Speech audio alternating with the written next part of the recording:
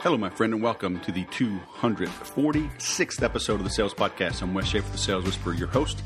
If you missed 245, go check out Jack Kosakowski. He is an expert at social selling. He's actually figured out social media marketing and is using it to actually make sales, because you can't buy Huggies with likes and shares and followers. You need to convert them into money. And that's what Jack shares. Coming up next is Mark Ensign. I met Mark at a mastermind group out in Tampa in January. He has a degree from the Berklee College of Music. Very smart dude, great bass player. He wanted to play on Broadway. He made that happen, but how he made that happen was actually quite interesting. And then how and why he left that profession is also interesting. So you're in for a treat with him coming up next.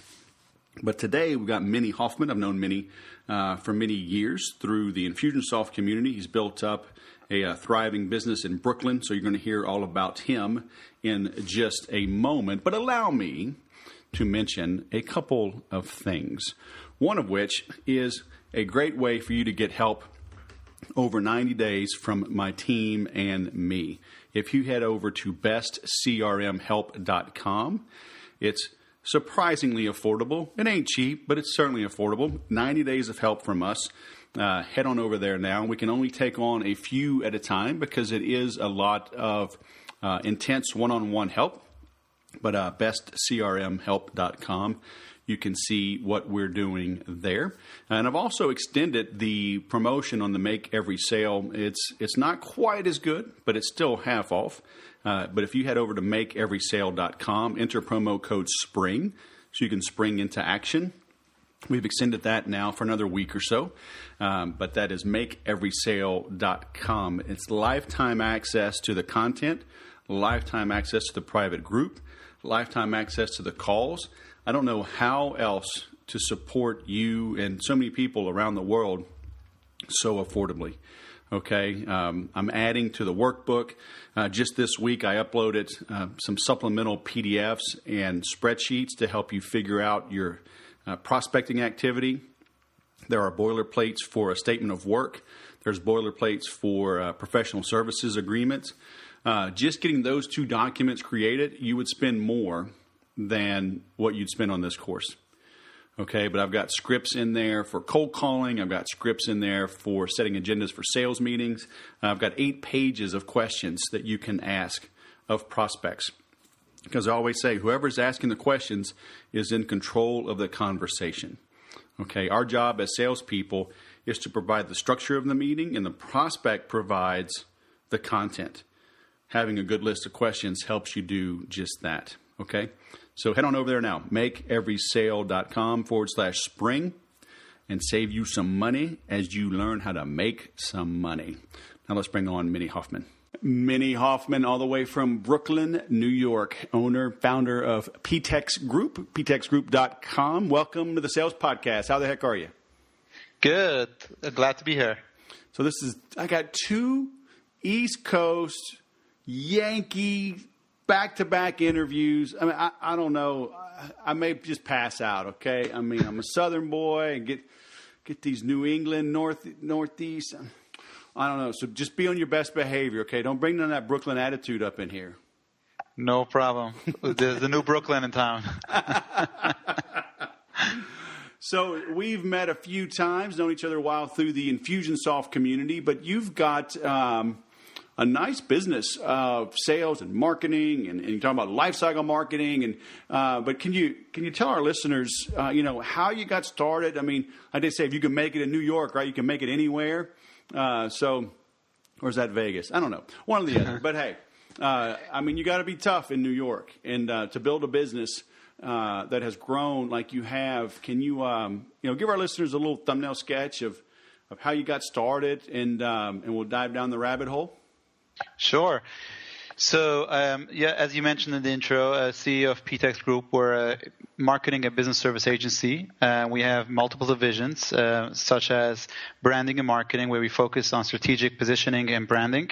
We have design and print, where we focus on day-to-day design and print work. in-house web team. We focus on informational website or e-commerce website, and we actually have an in-house call center where we're able to pick up phones for a lot of those marketing campaigns. So our clients come to us either they're looking for individual services or they're looking to go from strategy to execution, and we're able to help them. Our passion, what we come every day to work is we help growing businesses flourish. That means we want to be that vehicle to help them. If a business owner has the aha moment, wants to take the company to the next level, they come to us. We'll be able to bring in the people from the different teams that makes up of a full execution, a 360, so to speak, for their, to get the company to the next level. Right. And so when did you start that? So we're now going 17 years. Oh, wow. Oh, yes. Well, it started as every entrepreneur. My first business card I had when I was 13 years old. Okay, so when I had to choose between physical playing games on the computer or graphic design on the computer, I started taking the route of graphic design. The first thing was my business card, as you could imagine. So obviously we're in New York, so there's no lemonade stands. So we had to start with something else. And I got a passion of creating, so initially it started off volunteering for different organizations to try to see where I could use my creation and flyers and so on and so forth.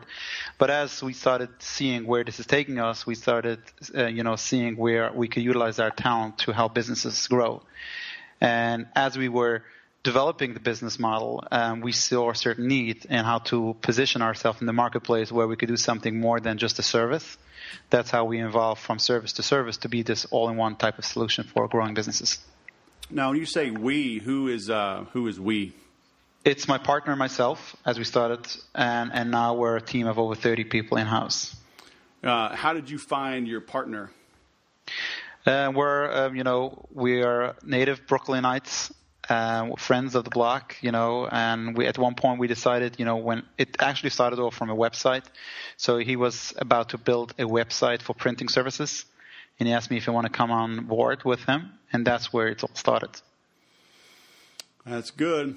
So is that kind of like Jenny from the block, or similar yet different? Yeah, Wolf from the block. Yeah, so the interesting part is, when we started off, it's an interesting point as entrepreneurs. I think I love sharing this part, which we started doing cold sales. We went from client to client, from lead to lead, so to speak, and saying, "Oh, we're all set. We don't need the services. We don't need that service," and we almost got discouraged right from the get-go. And as soon as we started differentiating ourselves and saying, "You know what? We want to be doing something more than the typical service," that's where we started to take off. We have our slogan, which is called "Consider It Done," which we told business owners, and we right away saw, let's take an organization. If somebody's running an organization, doing an event, they would be busy of setting up the event, party planner, invitations, and everything else that goes into an event. We told those guys, you know what, let us take care of your design, your printing, the mailing, and everything that needs for that side of the business of the event. You focus on where the money is. Go after your donors. Make sure people attend the event.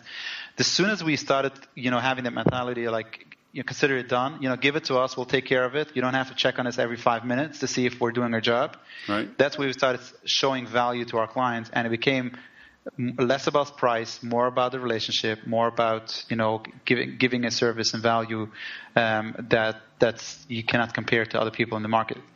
So that's how we get started 17 years ago, and we still deliver value on that model. So did it ever bite you in the butt? No, if we learned lessons along the way, of course. That's how business is. You learned lesson. A funny story. I met once with a big, a business owner that's making millions of dollars, and I asked him, tell me something from as you started. He said that I did not go to college. So the first account in this space, he was in the marketing space. He said he had a meeting. He got himself into a meeting with AT&T. And at the first meeting, one of those people asked him for his credentials. So he said, I went to Screw You University. And he says, what is that? He says, one client screwed me, the second client screwed me, and I learned the lesson, and I know how to do business. Yeah? And did they take it? I think so. You wouldn't take it after such an intro? I know. Some people don't have a sense of humor. Yeah. Looked like it worked. Yeah, and but it's all about hustling. On my desk, I have my mission statement. My personal mission statement is: I believe every person should be given the opportunity to succeed in life. Which feels, it's something that I feel I need to give to other people, and other people have to give me. And that's how that's the mission, how we involved in this business. And that's when you look at employees, you look at team members, you look at customers, you need to make sure that it's not only a transaction, it has to be an experience, it has to be a relationship. Right. So when a customer is coming to you, giving you business, it's not about, okay, how much money could I get from that business, right, from that deal. It's what value could I bring to the table? And once you have that mindset, it really gets you far. Right. How do you handle adversity? You're in a big city. Everybody, it can be rough and tough. You and your family you're Jewish, right? And and I don't know the different branches or what do you? Orthodox Jewish. Orthodox, right? So, you get a beard. Is the yarmulke? Yarmulke, absolutely. Yarmulke.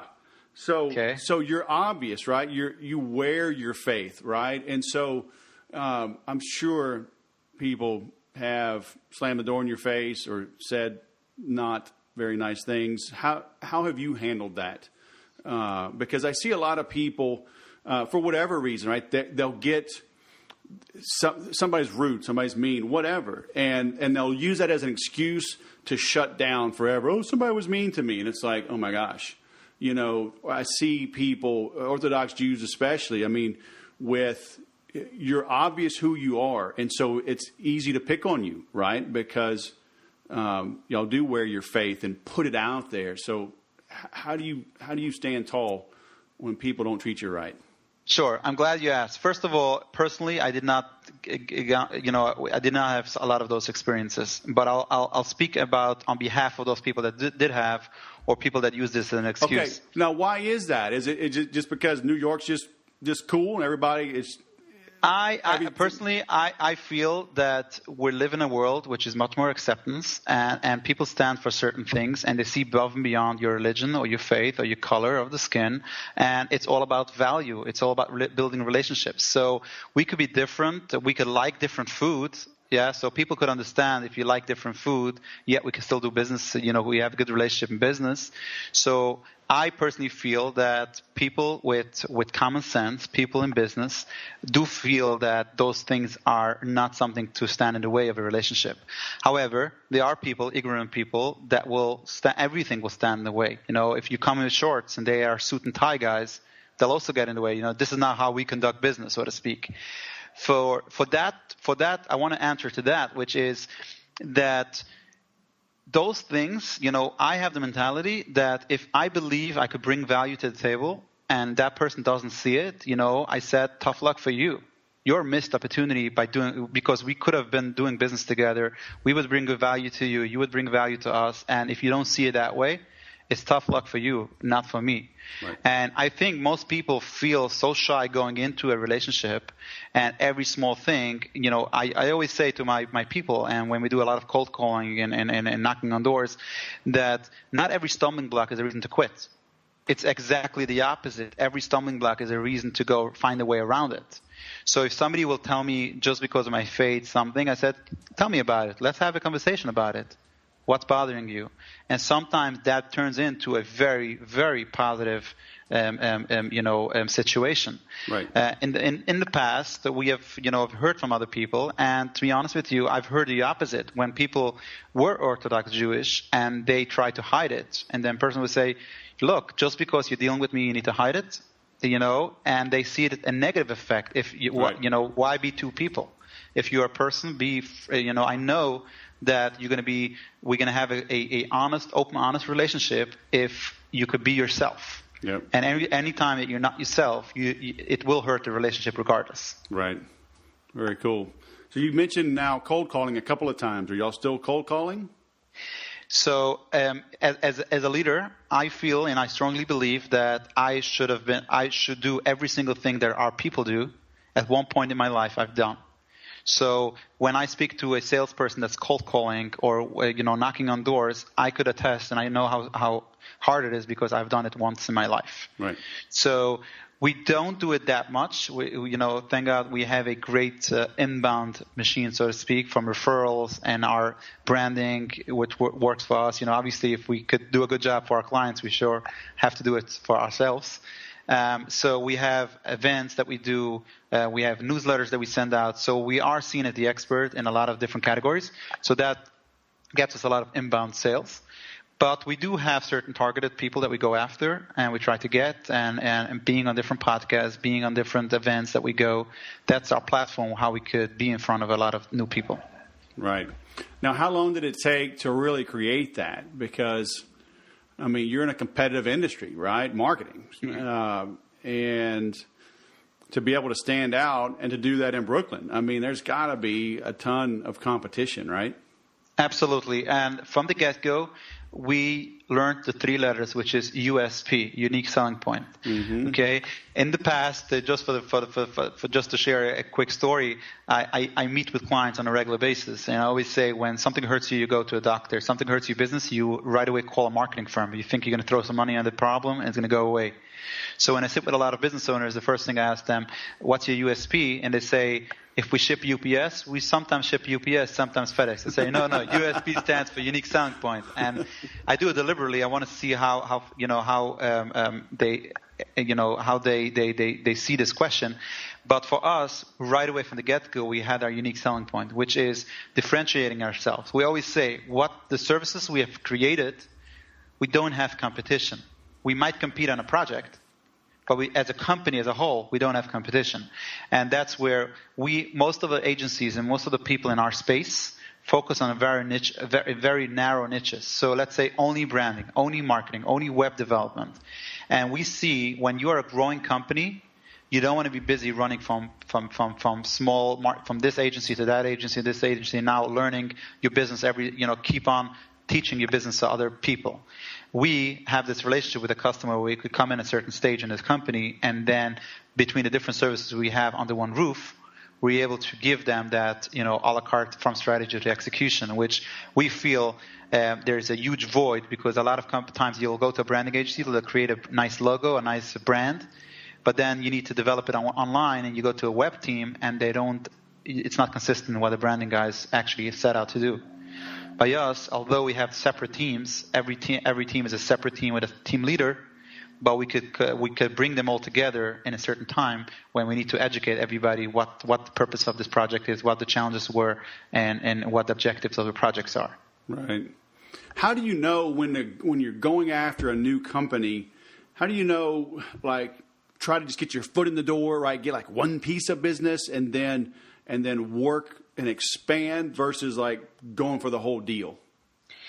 So glad you asked that. So on the branding, we have our foot in the door, which is sometimes a strategy session, sometimes a consultation, sometimes just a full pitch, depending on who the client is.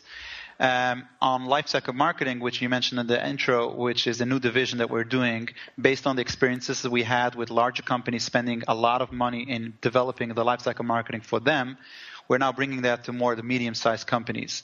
And the way we do it in that space is we create a blueprint for you.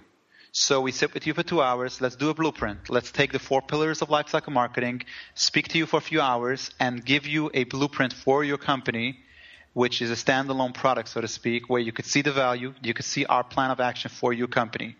And only after that, the person will come back and say, you know what, now that you developed the blueprint for us, could you do it for me? And then we'll move into full Kickstarter, full long-term planning, and so to speak, and develop all those campaigns and the actual execution of those projects for him or her. So there we took a more of approach like foot in the door, which we show the value so they don't have to have a larger commitment before they see what we're going to do for their company. And so on and so forth. However, when it's larger branding projects, it's much more than a foot in the door. It needs to be much more of a lengthier conversation to understand, okay, what is the objective of the long-term relationship? Right. So on a new account, though, well, I guess it's inbound, so that makes it a little bit easier. But it can still be tough because the customer's calling thinking they know what they need, when in reality, it's like if they knew what they needed, they wouldn't have gotten in trouble in the first place. Absolutely. So do you find yourself kind of shifting gears with them and saying, okay, I know you think you want or need that, but here's how we work. Absolutely. And it's one of our core values is actually the first core value that we have, which is expert listeners. And we live by our core values, and the clients know it from the get-go. So when we have a qualification process and the inbound lead coming in, it's multiple conversations before that person is actually a lead. So we're not even calling it a lead, we call it an inquiry. So from that inquiry to a lead is conversations. And that conversation will say, let's take a step back. What got you in the mess, so to speak? Or what's your plan of action? What's short-term goals? What's long-term goals? And we actually had a lead that actually a client that signed up with a project, and I met with a client after the kickoff meeting, and he gave me a compliment on the team, and he said, you know what? After the first meeting, the answer, instead of moving forward, I said, I need a month. I'm not ready. Because you guys gave me what to think about to be prepared for the project. And I actually loved it because sometimes, let's move the sales process. But if the person is not ready to buy, that means the person either will not get the value or not seeing the value. So it becomes all about price. But if you're able to demonstrate what you're going to bring to the table and how prepared the client needs to be, it's a starting point for a long-term relationship. That's what we want. That's what we all want, right? Right. So when do you make that shift, though? Because you can't, asking the right questions in and of itself is a valuable consultation. Correct. Right? So how do you know when to make that shift from, let me ask you a few questions and we'll kind of do a slow dance here, to then saying, okay, look, you need to pay for a deep dive. You need to pay for the blueprint. Right? Is that still several calls before you get even to that point? So it really depends on the nature of the lead and if there's time deadlines and, what is it that they need. So let's say if somebody says, we need a rebrand because we're having a show in 3 months, the process needs to be a little quicker versus somebody says, I think we need to take our company to the next level. But it usually will start with a qualification call, which will go into the basic details. Such as what's going on, what triggered that phone call, have they worked with other agencies in the past? If yes, what happened? Where was the pitfall, so to speak? Who are the decision makers? Who else needs to be at the conversation, right. And so on and so forth. Once we establish that all those questions, all the ducks are in a row, so to speak, then we'll call them down for a meeting. And one of our immediate initial red flags, if the person said, well, I don't have time, could you come to us? That's one of our initial, just a gold nugget over there. If a person is now into a relationship and they want to spend money because he wants to take the company next level, they'll find the time to come to our agency. And the reason why we want they should come to us, if applicable. Obviously, if we work with out of town people, then we could go to meetings and stuff like that. But if it's possible, because like this, we could bring in more people of our team. So in the get-go, we could have much more collaboration with much more people, much more minds in the same room. So we could we could come up with a better plan from the get-go. Right. So once we have that initial meeting, after that meeting, we would be able to, the answer to obviously we'll have a little bit of feel what we want to go about. And we'll ask them, okay, what's your budget? And most people will say, well, we don't have a budget. And my response to that will be, great, if you don't have a budget, the sky is the limit. We can do whatever we want. And they say, no, wait a minute, I do have a budget, but I don't know what the budget is. You say, I want you guys to tell us. Right. It says, of course we'll tell you a budget, but is it 10, 15, 15, 20, 20, 40, 50? We try to feel out how far we go with this. And sometimes the how far we go, we always tell the client, the scope is the scope, and the price is usually based on the scope. However, based on budget, we could chop off from the scope. So some clients will do a full discovery, others will depend on the clients giving us the discovery. Right. Sometimes we'll do a full branding, and sometimes not. So we would give them a ballpark figure on email and verbally. And only after they give us the commitment that it sounds right, then we'll go a full-blown proposal. Right. Yeah, because I see a lot of people making that mistake. Their proposals are really a hope and a prayer. Correct. Right? I tell people the proposal is really just a summary of what you've already agreed to. Correct, and not only that, we put in effort in the proposal. Sometimes it's very customized, very unique to that client's challenges, and so on and so forth. So, just in the past, we have made a mistake by giving out proposals, every time they can Harry that ask for pricing. So now we ask for that verbal or email commitment, so to speak, that the price is already almost set. It might not be exactly set, but the ballpark figure is there. The scope is ballpark figured, outlined, so to speak. And like you said, the proposal is just to have something to sign off. Right. Are you typically dealing with smaller companies, bigger companies, all the above? Our target market is the growing companies. So when we say growing companies, we define it somebody that has a proof of concept. So they have been successful in business, but maybe not to the fullest potential. And that's where we come in. We could shine because we could shed some light to some unique places where they could expand, bring up the brand to the higher level. And the reason is also sometimes when somebody is just starting off, there's so many talented people out there that could just do something quick just to get the feet wet and get started. And we want people shouldn't have to wait for our services, or they don't need that discovery phase. They don't need that depth of a project. Right. Usually when you're in next phase where you have proof of concept looking to get the next level, that's where our strong points are, and where we could bring in obviously where we could add a lot of value. Right. So how do you know that they're growing though? And they're not stagnating or BSing you or yeah. So look, we don't have a 100% bulletproof system like every company. There's trials and errors, there's misunderstandings, but the goal is, I always tell my people, or when I speak to business in general, create a system that works 65%, and if it works 65%, you're good. Because 65% is definitely better than having no system or having anything. Definitely it's going to be majority of your business. We ask good questions and we get we get good answers. And with 17 years of experience dealing with businesses every single day, I could just tell you that we're getting closer and closer to get our gut feeling being right, so to speak. Right. Do you have metrics on how long is somebody looking at you or getting your lead magnets and on your list before they finally reach out? Do you find people are kind of stalking you for months or even years before they finally realize, hey, I need your help? Yeah. So I think the biggest mistake, and I think when we speak about lifecycle marketing, the two of us gurus in that space, so to speak, understanding the value of lifecycle marketing. In our company, I could say for sure, we have people that will follow us for years. And finally, they'll do a project with us. Some people will know because we're focused on growing businesses, and maybe they're in a stage that they cannot afford us or they don't need our services. But ultimately, now they made a career change. Now they're part of a different company, and they said, I want to work with you.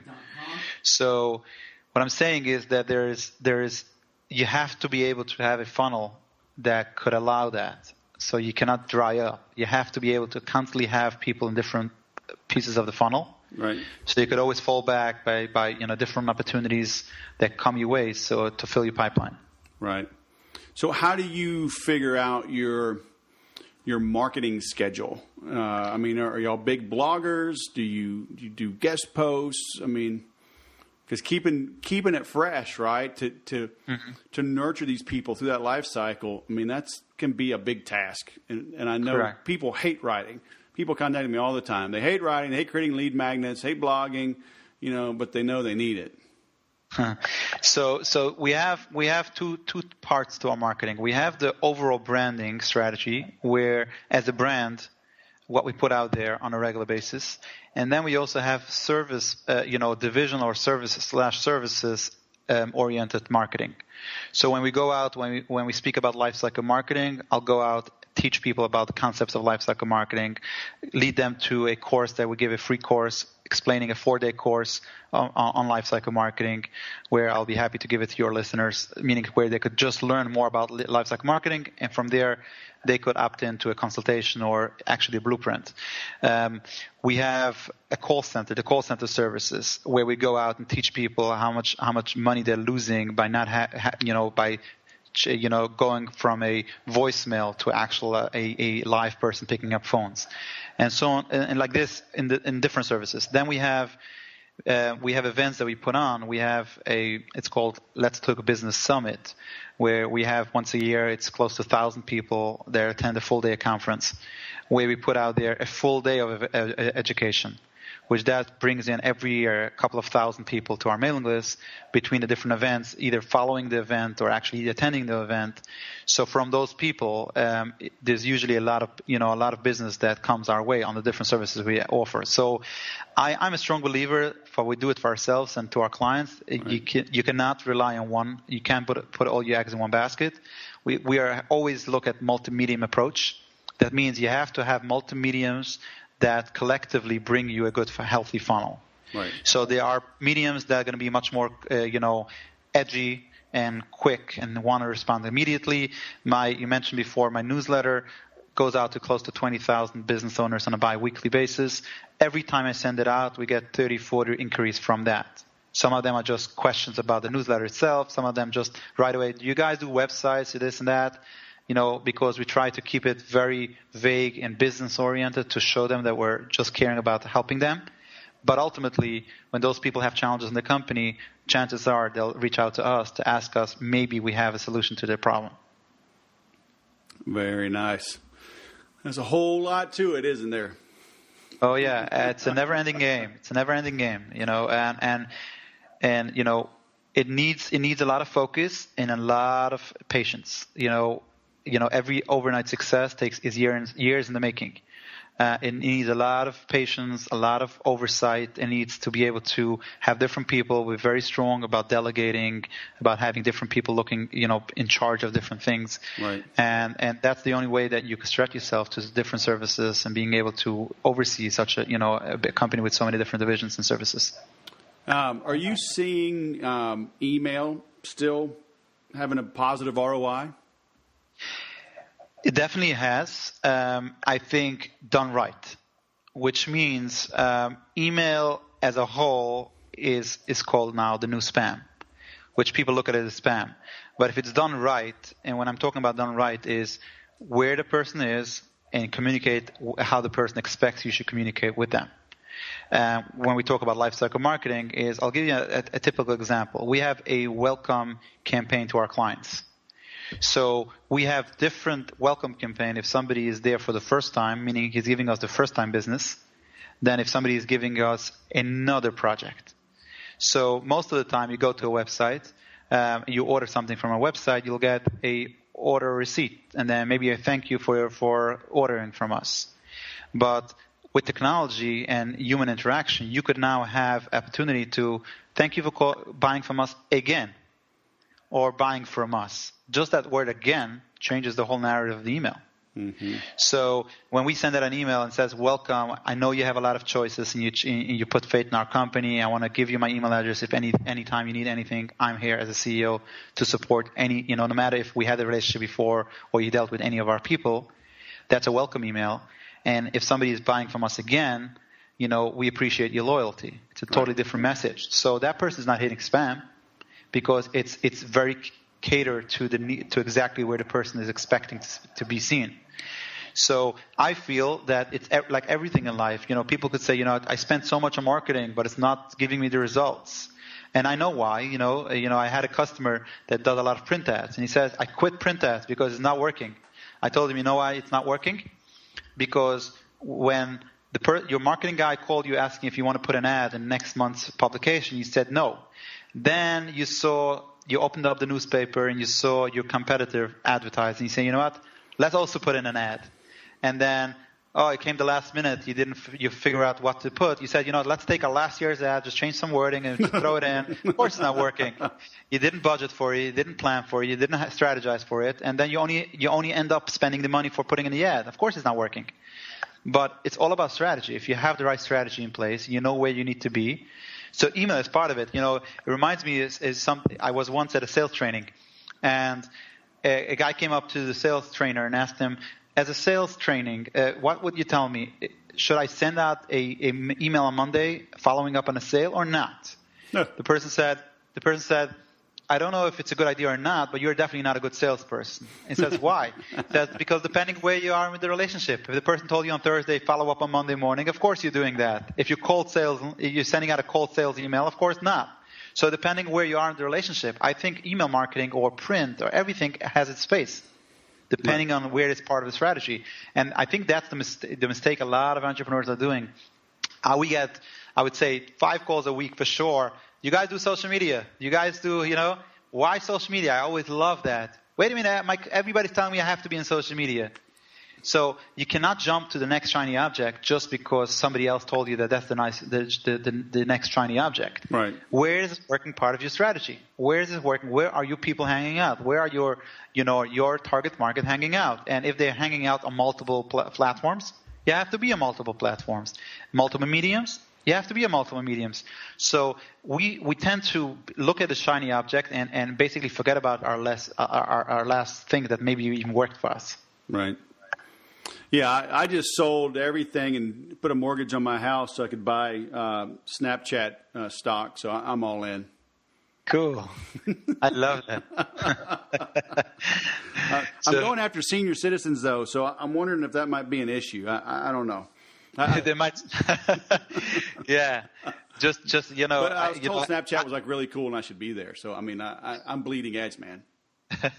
But it's not funny because entrepreneurs are spending thousands of dollars of their hard-earned money because a good salesperson told them you got to be on social media, right. Which is all right, and we are on social media on a certain. Obviously, you have to know how much return on investment are you looking at and what is the platform, but it's okay. So we're not saying you don't have to be on social media. Of course, you have to be if your market is there, but don't. If something is working for you, don't throw it away just because the next shiny object is coming your way. Right.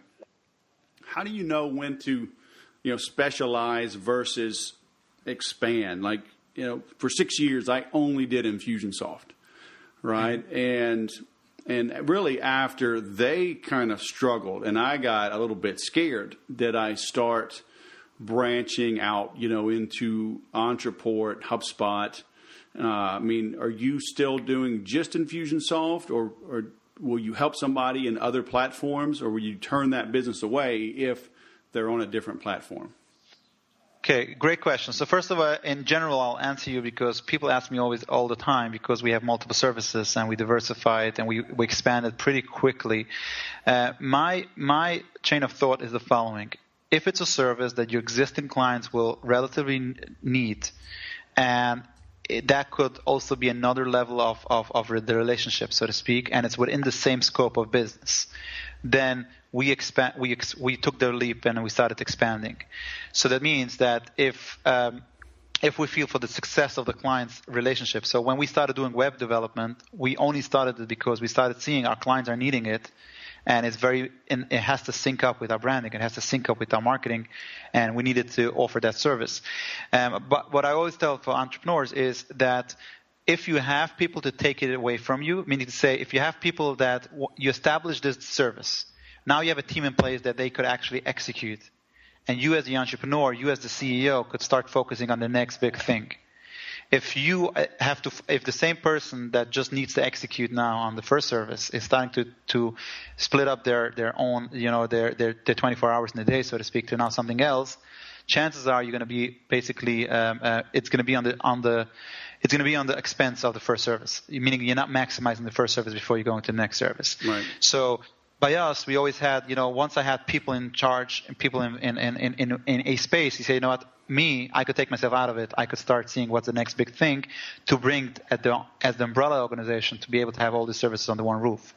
Going back to the specific question about Infusionsoft versus the other platforms, we offer lifecycle marketing on a different level than a lot of Infusionsoft ICPs, so to speak. And the difference is we come in as the expert of, we know we help you with branding, we know we help you with marketing, we know we help you with sales, and we know we help you with operations.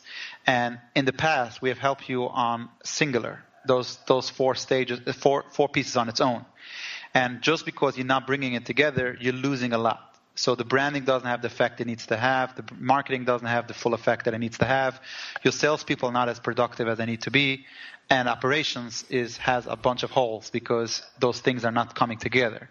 So we come in give you a blueprint to your company. How does a good machine need to work? And then we'd say, you know what, now we help you execute it. And based on our knowledge, we like to use Infusionsoft because we just know we know it well how to execute it in that platform. Right. So if you have another platform, we might not execute it for you. We might give you pieces of it and you could do it. But to undertake it from a do-it-for-you perspective, it's easier for us to stick to one application one type of platform at the moment. Right. Because most of the value is in the blueprint and the do-it-for-you, which is the copy, the design, and the whole 9 yards, so to speak. Right. Make sense? Very nice. I like it. All right, parting words of wisdom. Well, what would you say to our listeners that are, they're jogging, they're on an airplane, they're commuting, they can't do anything right this second, but what should they do when they get to their desk? What should they do to make a big impact right away in their business, in their attitude? I mean, whatever. Like, what's the number one tip you always give people? So absolutely. So the first word that comes to mind, as simple as it sounds, is positive. You got to be positive, and not every stumbling block is a reason to quit. As I mentioned before, yep. Business is hard by nature. Nobody has it easy, And when you have a hard day, that's exactly what you signed up to be as an entrepreneur. That's exactly why you started in the first place. Nobody has only great days. So if you have that positive attitude, when something negative comes upon, I always say, bring it on, baby. This is exactly what I was expecting. And if it's not that hard, I say, I was actually expecting something more, even harder. Right. So I think the biggest mistake, the fear of a stumbling block, the fear of something negative, the fear of like a sales call, somebody knocking the door on you and not listening to you, that's usually what drives business. So much talent goes to waste, so much creativity, so many great ideas are not being executed because that entrepreneur, that person at the front end doesn't know that this is how business is meant to be in the first place. Right. So if I could give a piece of advice to every entrepreneur listening is keep on grinding, keep on overcoming those obstacles, and at the end of the day you look back and say exactly that's why I'm successful where I am, right. Because I've overcome that obstacle in the first place. Right. All right, Meny Hoffman from Brooklyn. So it's P-Tech, so it's the letter P and then Tex, like Texas, baby. PTexGroup.com is where they can find all about you and find you and follow you and connect with you. Do you work with companies around the U.S., around the world? Do you focus on Absolutely. New York? Absolutely. Okay. No, we work with companies around the world, actually. Okay, very nice. All right, Meny Hoffman, Brooklyn, New York, PTexGroup.com. Thanks for coming on the Sales Podcast, man. It's been awesome. Thank you. All right, have a great night. Thank you. What is your unique selling proposition? Is it consider it done? Are you willing to pick up the phone and get it done? I love how Meny, he called out the biggest, right? Tough luck for you. He's not running around spending his life offended, right? It's like he said, not every stumbling block is a reason to quit, but every stumbling block is a reason to persist. I think we need a little more of that in our society nowadays. I don't have time to be offended. Go get stuff done, okay? There are ignorant people around. You can't fight them all, okay? So just go grow. Grow beyond them. Be the example. My sales training, I always talk about being a product of the product. Go be the change you want in the world, right? And you can use your business to bring that about, just like Meny has done. I love how he talked about, stop trying to hide your faith, be who you are, get clear on your USP, be an expert listener. I love how he said, you don't have a budget? Great, the sky's the limit. That's an objection. That's an objection that we all get. Really, it's a stall or a put off. When you get the same stall or put off over and over, figure out a response to it, and then you're not going to be worried about it. And then if you want to be really good, create a process whereby that objection is addressed before it even arises. So you totally disarm them. People, they think that in battle, right, the biggest and baddest that just beats his opponent into a puddle is the one that wins. But when you're really smart, you maneuver, right, and attack with overwhelming force, or just present yourself in such a way that your opponent just lays down their weapons and stops fighting. And, and I use military analogies a lot. A, I was in the military. But B, our prospects are in a battle. I don't think we're in a battle. I don't want you to go, think that you got to fight the opponent. But I use this analogy because our prospects are in a battle because they've been beaten up. They've been abused and mistreated by unprofessional salespeople. So they're approaching you with their defenses up, right? Deflector shields on full.